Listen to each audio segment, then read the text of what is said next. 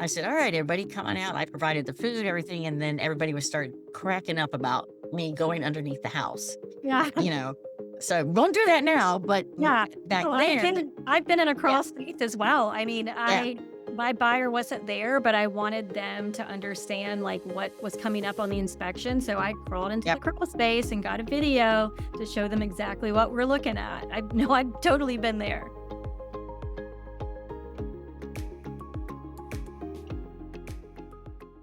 Well, welcome to Sip, Sell, Repeat Real Estate. I'm Dr. Cynthia Tant here in Pensacola, Florida, and I have the honor of speaking with and learning from Kristin Abbate from Charleston, South Carolina.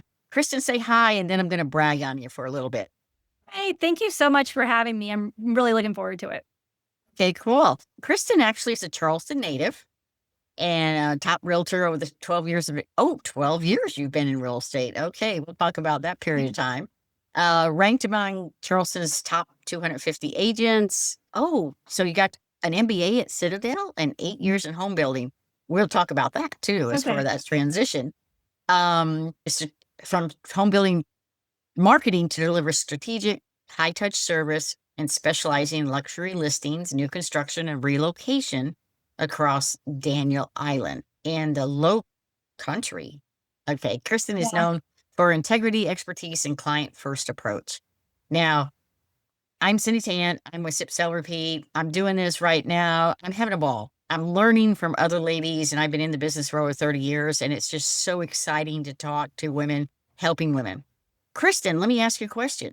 How is that going from home building marketing to actually as a sale? I mean, I'm assuming you're in full-time sales right now. Is that correct? Correct. Yeah. So after the Citadel, I worked for a home builder for close to 10 years. Loved it actually, met my husband there. But then once I started having babies, I was like, this is not flexible, this is not remote, like all the things that you think you're getting into when you go into residential sales. So I left there and then went into residential sales thinking, oh, this would be easy. I can just do this time. That obviously, as we know, is not the case, but I ended up loving it. And my referral base has kind of grown over time. Yep. So it's definitely not the part-time job I was thinking. It's definitely full-time. But I love it. And I wouldn't have it any other way now. Well, and I appreciate that you said it because everyone says to me right now, they go, "When are you gonna retire?" And I said, "Well, I'm still loving what I'm doing. I Yeah. have a huge referral database, and I just don't wanna give up on my friends and who are a lot big part of my family right now from selling real estate and friends." And so, like you talked about your referral base, I'd like to little squeeze in a little bit about on that because 12 years, you've established a referral database. How have you, um, how do you keep that going? Do you have a community? How are you keeping that going from a referral standpoint? Yeah, no, that's a good question. So when I left the home builder I was working for, I had a good base from that. There was over 100 employees there. So I kind of fed off that for a little while, but you still need lead gen in order to keep it going. So I found that it was starting to die down year after year. And Well, part of that was just not working at like a full-time job that I should have been. My kids were much younger then, so it just wasn't like my full-time focus. Then, fast forward to 2020, I was working as a single agent for a bigger brokerage and just didn't have any lead gen. There was no lead system there. And then we actually had a house fire in 2020 oh, and we oh lost gosh. everything. And it was kind of a wake up call for me because I saw my husband, we met there, he still had that home builder and they rallied around us to help us. Oh, And I was fantastic. kind of like on this island by myself as a solo agent where there was no one. And I was like, this isn't what I had in mind. I want kind of more a team approach. And I had a friend that Terry Paz that I work with now, she reached out to me. We work for a totally different brokerage.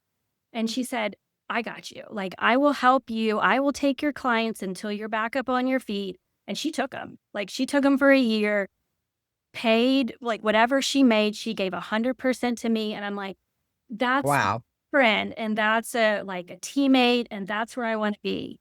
And she was working for a different brokerage. Her and her husband were a team. And then after that, we were kind of like, wow, like we work well together. I'm like, I enjoy this. She's like, well, if you ever think about moving, we would love to have you on our team. And I was like, done, sold. Like, you don't have to tell me twice. I love that. So I joined their team. And at the time, that was just the three of us. And then they had the idea to bring in Zillow. So they brought in Zillow, and I was the only agent at the time working Zillow. So we would get calls and we were kind of learning as we go. Now we're understanding the whole platform a lot The better. algorithm, right? What happens? Yeah. Yeah. All sauce, like all the things that you need to do when you get into Zillow. But we didn't know what we didn't know. So we got into it kind of like, what are we doing? But because I was the only agent and because they meant so much to me, that I was going to work as hard as possible to make this successful. So I was the only agent. I took calls 24/7. I mean, I say 24/7. I think they cut off at 10 p.m. So anything that came between 8 a.m. and 10 p.m., I was doing my best to grab every call for 2 years straight. I was like Wow. grinding, trying to grab every call, doing open houses. Like, so for 2 years, I was grinding, like to the point where I was telling my broker, like, I'm exhausted. Like, I can't Yeah. keep up this pace. This is too much. And it got to where like I didn't enjoy the Zillow calls anymore because a lot of Mhm. them are cold and they take a lot of time to warm up. But because I worked it so hard for 2 years, I got a lot of clients from it. And those clients that I did get, I worked hard for them. And it became like kind of what I call a white glove experience now. So whenever I have clients, I go above and beyond with like whatever they need. Like if we're looking at a flip or an off market or investment property or whatever their focus is, I'm bringing everything I can. Like if they need a contractor, if they need a plumber, electrician, I'm meeting those people and I'm holding their hand throughout the whole process till after closing. Like I will show up after closing and help them out. So I'm holding their hand the whole way through. And that became like just how I approached every client. And then the referrals just exploded after that. People saw that as like, oh, you're not just an agent that opens doors, like you're Right. actually here to help me. And so from then on, I really don't take many Zillow calls anymore. It's really just Mm. referrals that I just work extra hard for. And then they tell their friends and family. Well, and I think that's so valuable for especially a new realtor coming on board to understand that my very first sale I ever made was I was sitting floor my first week as a real estate agent. Now I've been involved in real estate industry with doing some internet stuff back in the 25 years ago. Oh my God. But anyways, comes in, Ben has a checkbook. He says, I'm buying a house today. Okay, I'm pretty new at this, but I'm sitting at the desk, and I go and I help Ben and Diane, and we are still friends today. I Right. mean, they bought the house got destroyed by Ivan, we sold the house, they bought another house, the kids bought houses, and then they all had to move to Georgia, so we all ended up doing referrals and selling the houses, and we're all still great friends. I was just at Right. Justin's wedding, like, 5 months ago, but then there's grandkids, it's a big family now. Yeah. And so during that time period, relationships are so important Right. and to nurture them. Not everybody may be that impactful in our lives, but I'm sure that you have something like that. So what would you say is as I won't say best, but what's an experience that you had with a buyer or a seller, either one, that just made a change in your perspective on the real estate industry or just understanding how we impact people's lives in such a great, uh, Yeah. yeah. Yeah, that's a great question. Gosh, I can think of so many. Everybody has a story to tell, and Mhm. you're so close to them that, like you said, they do become your friends. I can think of one in particular. She actually hasn't even moved here yet. I met her 3 years ago. And she's still thinking about moving. The timing just hasn't been right with jobs, and they have young kids. So they come every once in a while and kind of look and see what we have. But I keep them top of mind, so I'm constantly sending them stuff. But even though she hasn't bought anything, she understands the value, and she's referred me to 6 other people. That's what I was gonna bring. I do. I had a gal like that too, which over the course of 15 years, Yeah. she goes, "I'm sorry I've never bought a house, but these" she's referred a dozen people.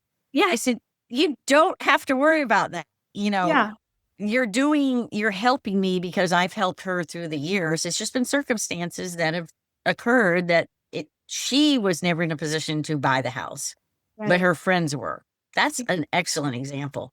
Yeah, And what kind of systems we talked, going back a little bit, what kind yeah. of systems that why you changed brokerages or maybe what you've implemented now? Because we both feel this is a relationship business, obviously, but what kind of systems have you implemented? Maybe Zillow, you said, may not be as top of mind as it was before, but what are you doing now that's helping you? So, right now, it's not so much Zillow anymore. It's really Sphere and referrals. Mhm. But actually, open houses have been a big hit, especially this year. Every open house I've done this year has resulted in another sale because you're meeting these people. Either they don't have an agent or they haven't been happy with their agents in the past. And Right. you bring value that they haven't seen before, and those open houses have turned into relationships afterwards. Uh, I'm a big open house. I had 4 this past weekend. yeah. And right now for this push to the end of the year, I do a promotion of feeding the Gulf Coast. For everybody who comes into the open house, I basically say that I will donate 10 meals to feeding of Gulf Coast. Oh, And I as love I'm advertising that, people are coming yeah. by and they go, "Do we get the 10 meals?" I said, "Yeah, you're here." Right, Which was a totally different mindset than I originally had thought about. So right. this last weekend, we were able to donate 150 meals just Wow. from the 4 open houses. And so that kind of spreads through the social media, like to the open house things. But I love open houses. People don't like them. I know. I don't know why, even if you get like 2 to 5 people in an open house, and that might not seem a lot, and they might not buy your house, that's a relationship that you're starting. Like that's talking to somebody and building that rapport and showing them how you can help. I think that goes a long way, whether it's like one person or 10 people. I think that's worth it. I totally agree. I kind of like open houses. Let's switch to flip. Yeah. Have you ever had an experience or something that you would not want to repeat or might have learned from an experience that maybe is on the bad side Oh, from a yeah. client? I mean, yeah, no, it's never perfect, right? I Like, know, I there's know. always hindsight, and you're like, oh man, I wish I should have done that. I think one of the biggest things I've learned is going through inspections to take every inspection very seriously. Mm. Whether I think it's a big deal or not, I have to look at it from the client's perspective of like, they might not have, they don't see inspections every day. This might not be common for them. So whenever I get inspections now, whenever I get them done, we go through everything in detail, and that's when I bring contractors in, roofers in, plumbers in. Everybody's gonna like, we're gonna get a second eye on this to make sure that you feel comfortable. Like, I don't want you walking to the closing table like wondering, I don't know, like we kind of skipped over that. Like those lessons of like, I don't think there was one that was like, "Oh my gosh, that blew up," or anything, but just lessons along the way of take it really seriously, like, see it from their eyes. This is a big purchase for them, and walk them through every step, every possible problem in the house, and how you're looking at it from multiple angles, and get different quotes from people that you trust and that Mhm. makes them feel a little bit better. I agree with you. I think we save ourselves a lot of problems and our clients a lot of problems just starting with that home inspection. And So, next question is, what do our famous reality TV shows that talk about all of our real estate out there, whether it's flipping or whatever, what is it that they totally get wrong about us? Well, I think that there's this perspective that we just open doors, like it's super easy. We just go and look at beautiful homes all day. And I'm like, no, that's like maybe 5% of my job is walking through a home, the real work comes on the back end of like finding this home that like when we meet a buyer or meet a seller, like what exactly is the goal here? What are you trying to find? What are you trying to sell? And then kind of our marching orders to get them exactly what they're looking for. Making an appointment and walking into a house, anybody can do that. But you're bringing value when you're helping them along the way. There's so many parts of this that a lot of people don't see because they see this TV show and they think, oh, this is so easy. Anybody could do it. You just walk in. It's like, yeah, that would be so easy if that's what I did, but that's not what we do. Do you, tagging onto this a little bit, do you set up like an initial buyer's interview let me ask you a question. Are you more a listing agent or a buyer's agent, or which is your preference? Both, really. I think Okay. there's been more buyers, but I think that's also just a product of the market a little bit, but really both. When you get and make that first, or that buyer makes that first appointment with you, do you actually sit down or talk on Zoom or something like that of an initial interview to find out? Because I've told, especially newer agents, I am a broker, and I've told newer agents in training, I said, you don't have to accept everybody. I said, there are some situations where we pass people along, personalities, or the case may be, but it's very hard for a newer agent to, oh gosh, I'm going to lose this deal, blah, blah, blah, blah, blah. But if you can't fulfill the quote job description, if we want to say it like that, with that buyer, then isn't it, I believe it's in our best interest to say, I don't think we're a really good fit because I'm interviewing you like you're interviewing me. Is there a process that you go through with your selection?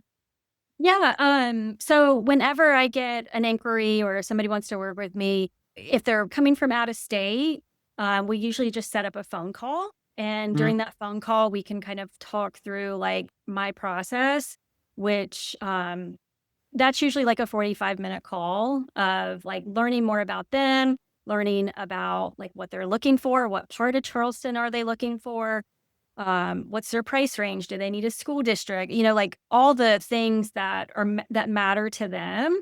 And then once we have that plan, most of the time, if they're not local, I'll start setting up appointments where I will go and virtually, I'll take videos of everything that Mhm. we're looking at, and we can kind of narrow it down virtually. Now, for my local clients, I like to meet them in person. So I'll sit down with them and same thing, we're going through like, what are your wants? What are your needs? What's our focus? And once we get it a little bit more dialed in, I'm not showing every house that hits the market. That's not how this works. We are going to really come up with a game plan of what are you looking for first? And then we're going to get in the car. We're going to tour the area until we narrow down your neighborhood. And then we are going to focus on your neighborhood. And that's when I'll bring our network in to try to find you off markets or try to find you coming soons that maybe haven't hit the MLS yet. But the first step is not to just show everything on the market. The first step is to narrow down where you want to be. And I agree with that. It's like I predominantly am trying to get out of production, but my referral base is very strong. So I'm still, eh, Right. I will interview my referees, I guess the word is, Right. even though it came from a very good source. And people tell me, Cindy, you say so many stories. I said, because I have a lot of stories out there. Someone told me once, facts tell, but stories sell. So I tell stories that happened to me in the profession, in that I had a couple guys, gay guys, and they wanted to buy a house in Pensacola as a investment house. 48 houses later. Now, I never do this. I never do this. 4 weekends, every house we went to see, they had to take pictures. I said, but you're not going to buy this house, but we want pictures. You go, okay, whatever. The very last house, I said, this is it. I said, if you don't buy this house, I am friggin' done with you, basically, because it was 4 weeks and 4 weekends in a row. And they went, okay, we'll buy it. I said, well, why didn't I do that 2 weeks earlier?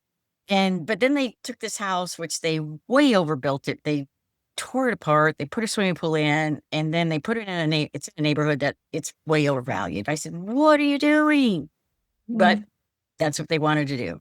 Yeah. But that was kind of one of those experiences. I'm going through these houses. You're not going to buy this house, are you? No. Then why are we spending 15, 20 minutes here taking pictures? Yeah. And if they wouldn't have been referrals of very good friends, and then I went back to my friends, I said, why didn't you tell me that this was going to happen? Right. And And sometimes they they go, don't we just wanted you to have a good time. That's what they said. I go, it wasn't fun. fun. But they're still great friends, but it was just like, oh my God, you guys drove me crazy. And they know. They said, oh yeah, we know it. Yeah. You I know. know. But sometimes they just don't know. Like sometimes people think that's what you're supposed to do. Just go look at everything. And I think that's part of our job is to help them along the way of like, okay, what's your goal? Like your goal isn't to look all over Charleston. Your goal is to find the home that you want to be in. So like, let me help you do that. Let me help you narrow this down. And I think that's part of our job is to help them figure that out. Yeah. And that's my story of the most I've shown because I have not done that. And then do you have a story, as we're talking about little stories, of the least amount of time that you spent through the whole process, showing the house or listing the house or something like that, that you went, what the heck just happened? Yeah. Oh, This- yeah. I remember this like it was yesterday. Because these are the ones you don't forget. I even said it when it was happening. I was like, this will never happen again. It's kind of like Yeah. 1 million. Actually, the girl I was talking about earlier that sent me all those referrals, she sent me a referral. A friend was coming into town and she was like, hey, my friends are coming. Do you mind showing them around Daniel Island? They're thinking about buying. I'm like, yeah, absolutely. I would love to do that. So I talked to them on the phone. We kind of plan a day to look at things. I kind of get an idea of what they're looking for. And she's like, by the way, can my parents come? Like they just want to come too. And I was like, yeah, sure. I would love for them to come. Not thinking that they were interested at all, but we narrowed down like what they were looking for and they didn't have a lot of time. So I had to be like pretty strategic about like our schedule and the showings. But I figured out what they were looking for. And I showed them 3 homes that day. The very first home we walked in, they were like, I really like this. And they started walking around. And it was getting to the point where I'm like, we had to keep schedule in order to see these other 2. I'm like, okay, well, let's go. We can always come back later. And they're like, okay, sounds good. We go to the next one. And then her parents are like, I actually like this one. And they ended up buying the first one, and the parents bought the second one the same day. Like, oh my gosh. it was crazy. The first one we ended up being like a multiple offer situation, so it wasn't like done and done, but they both got the houses that they wanted, and it was just that one day showing both of them. But, like, that never happens. Like, you never I hate to even share that story because I know. Don't share the story because that never happens. I know. Well, same thing happened to me is like very briefly, I went to a listing. I went to a listing appointment. And before we finished the list, I knew I was going to get it. They're friends. We were put it on the market. I knew this was maybe an hour or something. So before I even walked out the door, I contacted my brother and I said, hey, need to get a sign in the yard, blah, blah, blah, blah. Lives around the corner. So he puts a sign in the yard. Literally, as I'm walking out the door, the neighbor comes around and says, I'll buy it cash right now. I said, what just happened? Yeah. And of course, the sellers are going, well, what? Because they got to pay the commission because they've already signed everything. And it was a cash offer. Then 7 days later, and I went, this is not going to happen again, which it hasn't. But, and I didn't tell the sellers because they're very proud. Their father had built the house and the guy tore it down and put a humongous house connected to his house behind. And I don't know if they ever knew that. I didn't tell them that. It was just what he wanted to do. And he said, yep, I'll give you cash right now. Whatever it was, he didn't care. Yeah. So, yeah. No, that happened. I've had that happen too, like on the selling side. I had a seller reach out recently that had a house close to downtown, and I'd run the comps on it. And I was like, we have to be pretty strategic on this one. And he was thinking, I'm going to sell it myself, just do a for sale by owner. I was like, absolutely. But also think through, like, do you have the connection to luxury buyers? Do you have the photographer, the videographer? Do you have all these things in place to talk to these specific buyers? And he was like, actually, now that you say that, no. So he ended up listing with me, and we did this whole, like, we staged it, and I got it out to my network, and we hit the market. In Charleston, you can do like a coming soon for Coming 2 soon. Yeah. before it hits 2 days later on MLS. Mhm. So during the coming soon, a couple agents, we got in touch with them. They came out, and we had 2 offers by the time it went live. And he was like, "What the heck?" And I'm like, "I know, like, this doesn't always happen, but you're," and it went above list price on that one. So it was a win for sure. But again, that doesn't always happen either. I know we're telling the good stories right So now. It's not the exactly. ones that last forever, and you got the person that's just causing you pain and everything else like that, as far as that concerned. So let me ask you a question, because AI and all the new stuff that's coming out right now is just going so fast around us. Yeah. Um, what do you think is going to be changing in real estate in the next 5 years that you may see or you think, or what's your gut feeling happening here? Yeah, no, we've implemented a little bit of AI, on our end, just with a couple of different things. We use chat a lot to build out captions. I mean, it helps to, like, build it out, but then you still have to tweak it because You still have to read it. yeah, It drives me crazy. I yeah, go in, I look at a listing, I go, "You did not write this. It does not match the house. Just read it."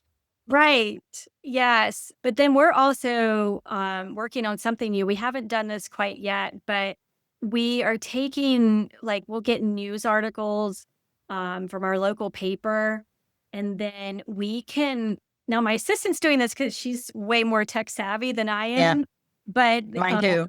yeah, she puts you in front of a green screen, and behind it will be, information about the article, and then you can kind of read it through there, but it helps you helps you get way more efficient. So you can get Correct. more done with less time. But it's never gonna, in my opinion, it's never gonna take, like, the personal touch out of it. There's still gonna be people that want you to walk them through this process. They don't want, like, a robot to open a door. They're gonna need, like, different things along the way to help them with this purchase.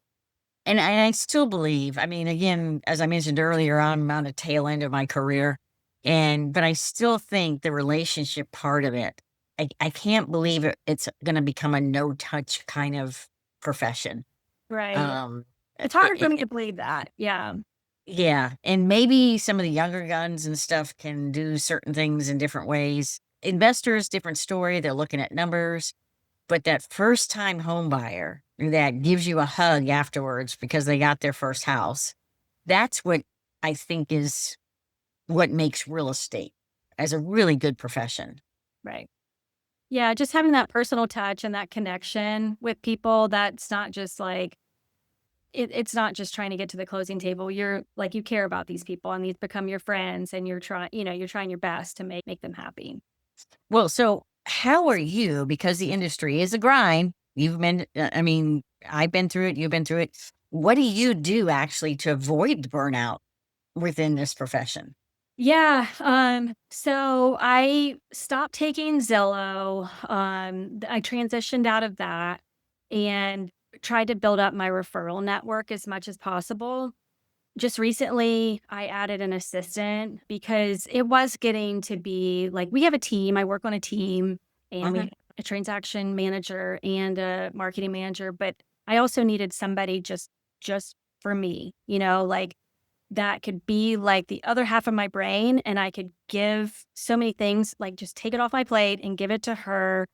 And that has been a huge blessing because she understands, like, she understands how I'm thinking. She understands how I want things presented, and she can just take it and do it. And I don't have to think about it. So it's one less thing for me to think.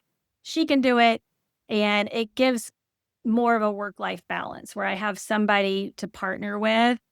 to take some of that so it doesn't feel like such a grind. It feels like I can keep working like the job I was intending to, and she can help me with like admin, social media, all the things that aren't necessarily the job, but are still very important to get the job done. I can lift some of this and give it to her. Well, so what would be your advice for a woman just getting started in the profession? And I think NAR still has the statistics that the average real estate agent is a 55-year-old woman. I can't believe it's still that, but it seems Yeah. to keep coming out as that. But what would you give some advice, especially for these younger folks that are starting in the real estate profession? Not a Like my previous profession, I was a college professor, so that was but I became a real estate investor, so that's how I got into real estate. But when you talk to majority realtors, they had a profession before they Well, got into real estate, which helped them a lot of times in their profession, to yeah, get into real estate. exactly. So for a new person coming in, new gal that's wanting to get started, what might be some of the things tidbits of information, advice that you'd like to share? Yeah. My first thing would be join a team. Don't try to do it solo, especially if Yeah. this is your very first job. You don't have any kind of referral network or employees, employees to relate to or to refer from. Get on a team. That would be the biggest one. And learn from these agents that have been doing it for a while, like shadow them and learn from them before you try to do it all on your own.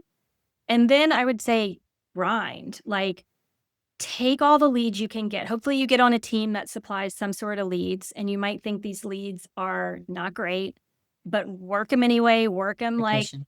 yeah. And then do open houses, like make it a full time job because that's what it needs to be in order to be successful. It's definitely not a part time gig, but grind it. Like just work those leads. And then when you get clients, do a really good job. Like, go the extra mile. Don't just look for a paycheck. Like, try to add value. Even if you're brand new and you don't know anything, try to offer something, whether it's like, I mean, I can't even imagine, but like, just go the extra mile for anybody. And then that goes a long way for people. Like, when they see you working hard for them, they'll refer. But you can't just be looking at it as a paycheck. You Right. have to look at it as like, how can I help you? Like, what can I do? But I would say my biggest piece of advice is just work, like grind it out for a few years before you really see big results. I definitely agree with that. Again, it's going back to when we first talked about the misconception of what people think we do as realtors, that we just make these big paychecks and they don't know anything of what's going behind the scenes and how many hours we put in and how many phone calls or how many people we have to, cheer off the cliff because things aren't going right. And I'm sure you feel the same way. Is that when I'm talking to my agents, I go, look, I said, everybody responds to this process differently. You're going to be a counselor. You're going to be out there. This story that I tell about Daryl with pest control or doing WDO. Literally, I'm a smaller person, and literally this square of underneath the house, I'm with Daryl. I go, I'm not going to have to go under there because he's not going to fit. There is no way he's going to fit. He goes, well, I said, seriously? And you, This yeah, is about 15 years ago, but it was just like, okay, how far? And I'm taking the cell phone and I'm not going any further underneath this house. This is not my job, yeah, but I'm taking pictures and stuff. And it made a good story for my buyer because she goes, you really did that? I said, well, I had to get you a WDO. And so, like, I think 3 or 4 referrals came off of that just because of the story that I crawled under her house. Because what we did, one of the things I like to do is a very nice house. And I held a party. I said, all right, everybody, come on out. I provided the food, everything. And then everybody was started cracking up about me going underneath the house, yeah. you know. So won't do that now, but Yeah. back No, then, I've been in a yeah, crawl space as well. I mean, yeah, my buyer wasn't there, but I wanted them to understand like what was coming up on the inspection. So I crawled into the yep. crawl space and got a video to show them exactly what we're looking at. I know I've totally been there. Oh, I know. And some of the other stuff has been, which I know we're going to finish up here in a little bit, but is there a particular house or a particular thing that happened to you that was so unusual in either an inspection or showing a house or anything like that, that you like this could happen when you go to show a house or you go to an inspection or something like that? Can you Yeah. s Wow, I'm trying to think of, like, something just totally off the wall Yeah, that's happened. Yeah, I mean, besides your typical, like, inspection items, like, I've right. never been in a crawl space where there's been, like, a huge snake or Or anything like, any or alligator, "Oh, anything like I that. I was at a house." This guy wanted to go see this house that was way out in the boonies, couple of lakes, it all overgrown and everything, and I go, "I really don't want to go show this house." Right. Okay, you're in your car, I'm in my car. We get there. It was snake breeding season. Oh, no. And oh yeah. No, so I step out and I go, I don't like what Yeah. I'm hearing, first off. He goes, "Oh no, don't worry about it." I said, "You go to the house and I will sit right here." In the car, we ended up having to call the what do you call animal control? There was probably 200 snakes in this house Oh, that were in the walls, that were underneath. I said, "Oh, heck no. I yeah, am not going." Yeah, and he was just like, "But it's okay." "No, it's not." definitely I not said, it. Yeah. I can do spiders, I can do cockroaches, I snakes? Oh, heck no." Yeah. Um, Actually, but that I did go into a house we had under contract, and during the inspection, he started finding, like, evidence of bats, and really? there up in the attic, there was this massive colony of bats that were Bats? everywhere, and where we are, the bats are protected. So you can't just kill these bats. Oh, no. So Didn't No, that wasn't a listing you had, that was you representing a buyer? my buyer, So the my listing agent had no clue? they had no clue, or at least that's The they story, and yeah, they were that's the sticking to story. it, right? Yeah, and I was like, "You've got a big problem on your hands." But my buyers really wanted the house, even with the bats. It was this beautiful home downtown, so then we had to, negotiate, getting the bats removed, cleaning up the mess because the guana and all it's so Well, yeah. did the owner was the owner aware of it? It was a second home for them, so they weren't Oh. living in it, but that colony had been there for years, years. Oh my gosh. That's what I love stories, like Yeah. these new agents that come on board and they're going, "Oh, this is a piece of cake. Wait till this happens to you." Oh, Um, yeah. how can the ladies get in touch with you so that we can do some referrals? What's the best way to catch you? Yes, I would love that. So probably the best way is Instagram. Instagram is Kristin.Abbate, and that's Kristin.Abbate, and Abbott is Abbate, not like you would think it is. That's probably the best way, or I can give you my email is Kristin@32south.com. 30%. Okay, cool. I want to thank you for coming on board and telling us some great stories and some experiences that you had and how we can work together with other ladies that come on board for referrals, particularly for the Charleston area. This is Cynthia Tant. We're heading out of Sip, Sell, Repeat. Love to catch with you later and signing off. If you're inspired by these powerful women in real estate, you'll want to catch the next conversation. Click the video on screen to keep sipping, selling, and leveling up your game.